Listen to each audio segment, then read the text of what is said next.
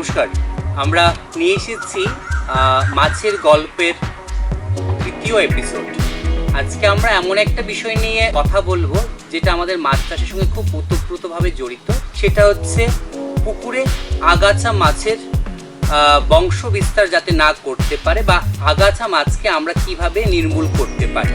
আমরা দেখেছি যে প্রায় সবাই আমরা বিভিন্ন রকমের কীটনাশক ব্যবহার করি আগাছা মাছ মারতে, বাট আমরা যদি ক্লোরিন এবং চুন সম পরিমাণে একটা রেশিও মেনটেন করে যদি ব্যবহার করি এবং সেটা সকালবেলা ভোরের দিকে 3টে থেকে 4টে নাগাদ যদি পুকুরে আমরা ব্যবহার করতে পারি, আমরা 1 ঘন্টার মধ্যে সমস্ত আগাছা মাছকে আমাদের পুকুর থেকে নির্মূল করতে পারি।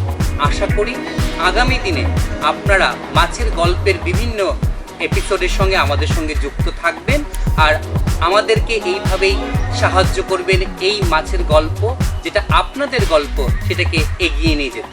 নমস্কার।